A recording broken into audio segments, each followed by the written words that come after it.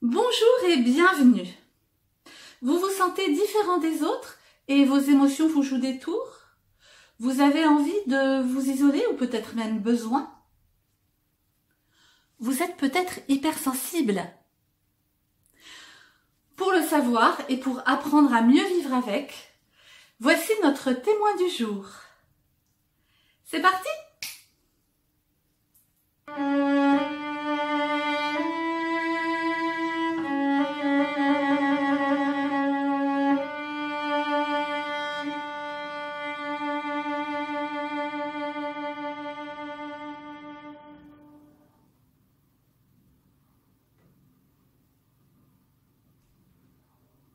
Bonjour Philippe. Bonjour Elisabeth. Je suis ravie de venir t'interviewer aujourd'hui. On va dire un vieil ami? Vieil ami et puis je pense cher ami. Oui, Voilà. c'est vrai. De nombreuses années, on a traversé beaucoup de choses. Voilà. On a Tu m'as une grande soutenu histoire. dans des moments pas toujours très faciles. Et réciproquement.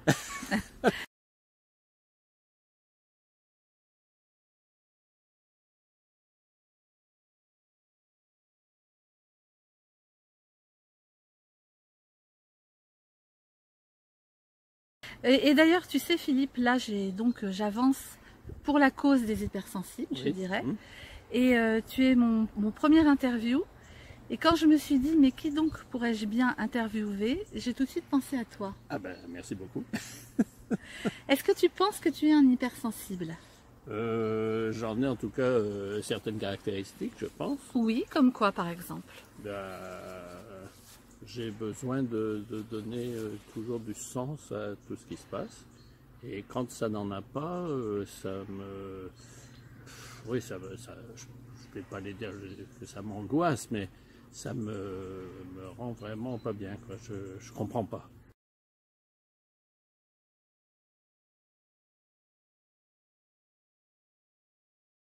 Alors, ta vie d'enfant à l'école, c'était comment? Je roupillais. C'est-à-dire que je me mettais dans des rêves. Je faisais semblant d'écouter. En fait, j'avais plein d'images, plein de choses qui n'avaient rien à voir avec ce qui se disait autour de moi. Restons un petit instant dans les aspects négatifs. Oui. Qu'est-ce que ça t'a empêché à ton avis? Qu'est-ce que ça t'a posé comme problème, cette grande sensibilité? C'est souvent le fait de ne pas faire ou de ne pas accepter certaines choses en pensant que j'y arriverai pas. Ah oui, Ouais. d'accord. C'est un peu un slogan que j'avais entendu aussi de la part de ma mère, qui disait on n'y arrivera jamais. Mais dans pas mal de situations, je l'ai fait mien. Et quand même, pendant très longtemps, ça m'a poursuivi.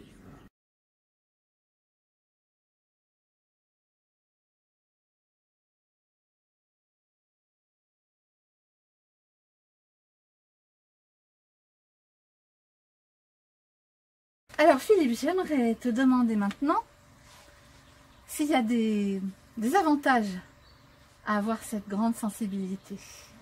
S'il y en a eu pour toi dans ta vie, s'il y en a encore. Évidemment, il y a eu le premier des avantages, c'est que dans ce qui est devenu ma profession, mais qui au départ était, on pourrait dire un loisir, la musique, ça m'a permis de percevoir plein de choses au-delà des notes.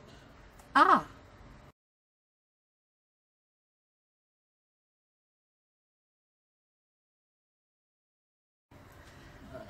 C'est-à-dire qu'il y a eu... alors ça, c'est quelque chose qui s'est déclenché...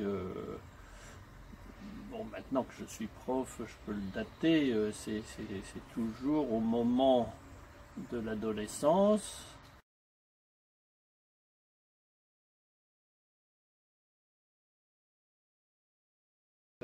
Mais c'est quelque chose qui est extraordinaire, mais qui en même temps est extrêmement fragilisant. Ah oui. Car cette sensibilité musicale... Ça met la barre très haut. Absolument, ça met la barre très haut. Et aussi, on a beaucoup de mal à faire la différence entre l'émotion de l'œuvre et nos propres émotions. En fait, nous, en tant qu'interprète, on doit transmettre l'émotion de l'œuvre, mais pas notre émotion. Et surtout, on ne doit pas se laisser submerger par notre émotion. Oui, oui. Donc ça a été le combat de toute ma vie, c'est de réussir à gérer l'émotion juste. C'est-à-dire que pendant très longtemps, j'avais trop d'émotions. Et donc l'émotion du contact avec le public, alors une fois de plus, l'image que je pouvais leur donner, oui. Ça c'était un obstacle. Et en même temps, comme il y avait quand même une bonne partie du public qui me renvoyait une image extrêmement positive, parce qu'eux, ils se foutaient des notes. Oui. Ce qui comptait, c'est ce que je leur avais transmis au-delà des notes. Et donc, j'ai été pris entre ces deux feux pendant plusieurs années, jusqu'à un moment où ça a basculé. C'est-à-dire que j'ai réussi à garder cette émotion de l'œuvre et à avoir la technique et la maîtrise suffisante pour y aller en n'ayant pas ce qu'on appelle le trac paralysant qui empêche de faire. Est-ce que tu dirais que l'hypersensibilité était un plus ou un moins dans ta vie? Je pense vraiment que ça a été un plus. Je pense que c'est un plus. Mais ça demande une gestion constante. Philippe, alors j'aimerais te demander maintenant quel conseil tu donnerais à quelqu'un qui souffre de son hypersensibilité? Faut essayer d'abord d'accepter comme on est, d'être comme on est. Et puis aussi d'accepter de ne pas être parfait. Chez les musiciens, c'est terrible. Ah, il a mis une note à côté. Et puis en fait, quand on voit ce que c'est qu'une note à côté, c'est un petit peu comme si en parlant, on bafouillait. Notre phrase, elle a du sens quand même. Alors que je peux faire une phrase magnifique qui n'a aucun sens.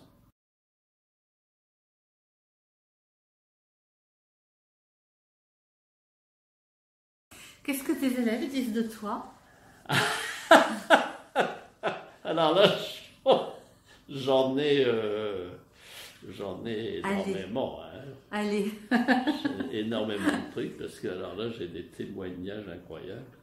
Et sans compter tous ceux que j'ai eus, l'émotion est à la hauteur de ton exceptionnel humanisme. Qu'est-ce que ça te fait, ça, de lire ça? C'est très, très émouvant. Hein. Moi,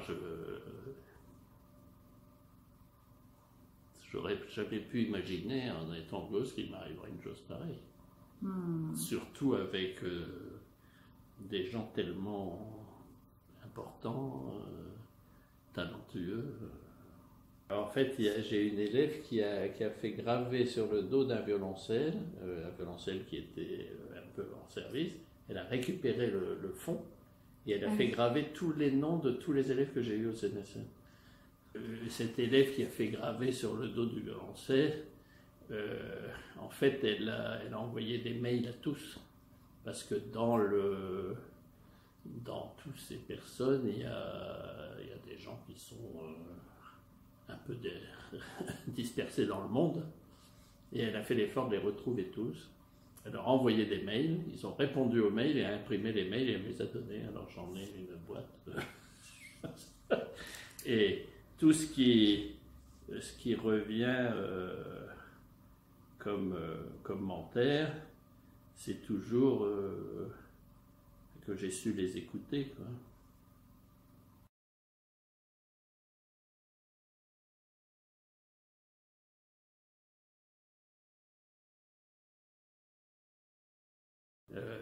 Il y a des grands concertistes dont je ne dirai pas le nom ici, mais que tout le monde voit régulièrement aux Victoires de la musique.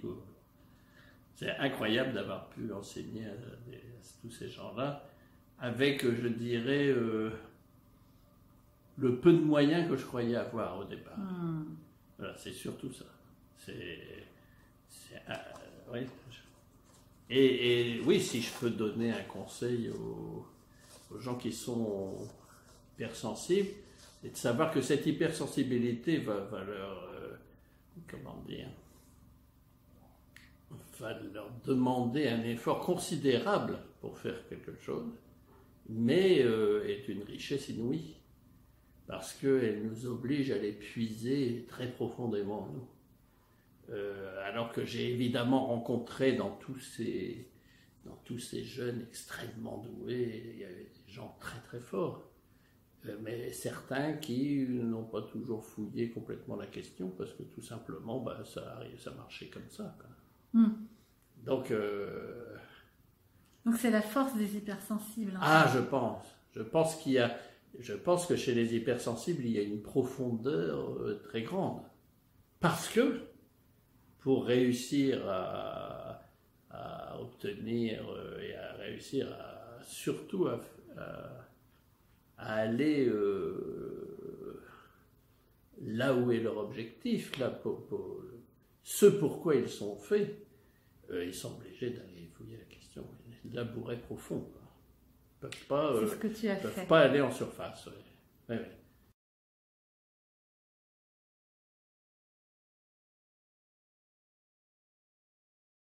Tout ce que j'ai fait en surface, ça n'a jamais marché. Voilà. Par contre, j'ai toujours fonctionné avec la plaisanterie.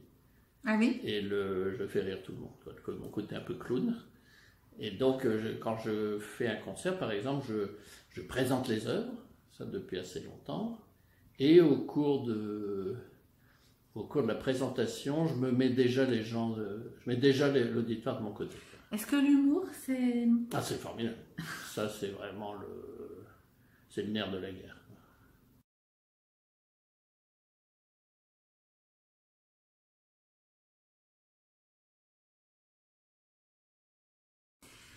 Mais écoute Philippe, merci infiniment. Écoute. Ce n'est pas terminé pour toi. Tu vas aller chercher ton violoncelle Oui, avec plaisir. Et nous allons t'écouter. Bien, avec plaisir. Alors Philippe, qu'est-ce que tu vas nous jouer? Bien, je vais vous jouer une œuvre qui a décidé à un moment je dirais de ma relation avec mon hypersensibilité. Oh. Il l'a un peu révélé. Voilà, il y avait un de mes anciens instituteurs qui discutait avec ma mère du bulletin désastreux que je venais de recevoir. Et moi, j'étais pas très content de ça, évidemment, surtout que c'était quelqu'un qui mettait jamais les pieds dans le magasin de ma mère.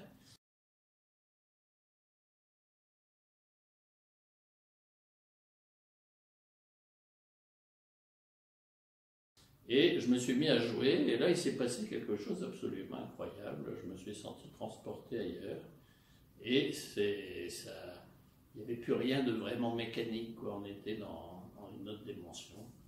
Et donc, il se trouve que ce morceau s'appelait Une plainte. Alors je vous la joue.